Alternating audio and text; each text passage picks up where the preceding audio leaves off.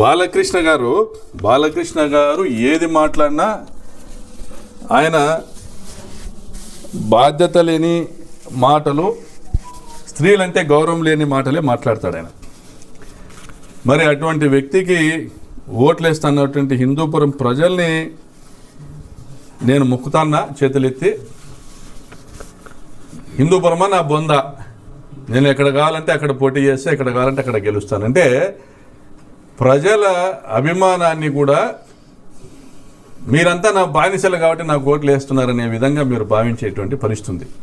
నా బ్లడ్ వేరు, మా బ్రీడ్ వేరు, మా బ్లడ్ వేరు, మా బ్రీడ్ వేరు అంటే కేవలం మీరు మాత్రమే పైనుంచి దిగి వచ్చినారా బాలకృష్ణ గారు?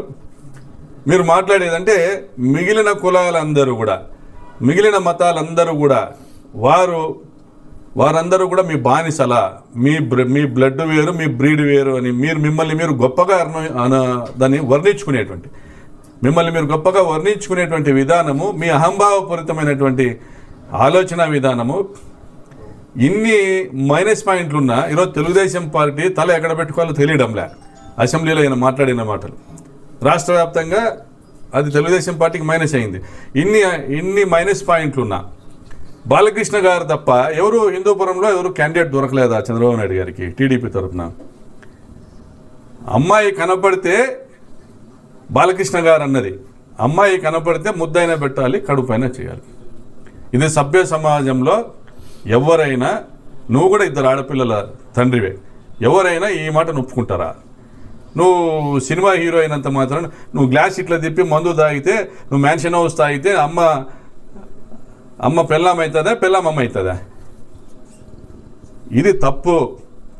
బాలకృష్ణ గారు మాట్లాడింది దాంట్లో ఎవడు అని చిరంజీవి గారి గురించి మాట్లాడడం. మీరు మీ చేతిలో ఎల్లో మీడియా ఉన్నది, మీ చేతిలో మీ సోషల్ మీడియా, మీ ఐటీడీపీ దుర్మార్గంగా పచ్చి నిజాల్ని అబద్ధాలుగా చిత్రీకరించినారు.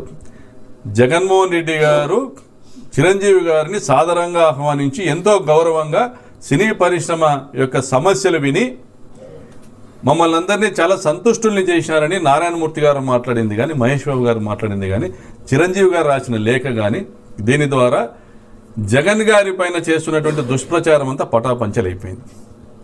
మీరు గత 4 సంవత్సరాలుగా పవన్ కళ్యాణ్ సహా వాళ్ళ అన్నని ఏదో అవమానించినారని, నీ తల్లిని అవమానించిన వాళ్ళ కాడ పోయి నువ్వు వాళ్ళ పంచం చేరినావు. నా తల్లిని అవమానించినారని 2009లో బయటకు వచ్చి ఆ రోజు ఊగిపోతా రచ్చగొడతా నీ ఫ్యాన్స్ని, నీ కులస్తుల్ని, పోయి వాళ్ళ పంచన చేరినావు. నీ తల్లిని అవమానించిన వాళ్ళ పంచన చేరినావు, డిప్యూటీ సీఎం పదవి తీసుకున్నావు. ఈరోజు మీ అన్నను అవమానిస్తే నువ్వు నోరెత్తకుండా ఉన్నావు. వెన్నెముక లేనటువంటి పవన్ కళ్యాణ్ గారు, నాగబాబు గారు ఈ విధంగా రోషము పాశము ఏమీ లేకోకుండా కేవలం పదవులే ప్రామాణికంగా మీరు రాజకీయాలు చేయాలనుకుంటే చేయండి, కానీ సభ్య సమాజం గుర్తిస్తూ ఉంది బాలకృష్ణ పరిస్థితి ఏంది, పవన్ కళ్యాణ్ పరిస్థితి ఏంటి, జగన్మోహన్ రెడ్డి గారు ఎటువంటి వారు, జగన్మోహన్ రెడ్డి గారి నిజం, జగన్మోహన్ రెడ్డి గారి యొక్క దార్శనికత, ఆయన పెద్దల్ని గౌరవించే విధానం, ఆయన ప్రజల్ని ప్రేమించిన విధానం నిదానంగా ఒక్కొక్కటి ప్రజలకు అర్థమవుతుంది. ఈరోజు పచ్చ పొరలు ఏవైతే కమ్ముకున్నాయో చాలామందికి అవన్నీ కూడా తొలిగిపోయే పరిస్థితి ఉంది. ప్రజలు ఇప్పటికే తేరుకున్నారు, మమ్మల్ని మోసం చేసింది మీడియా అనేసి.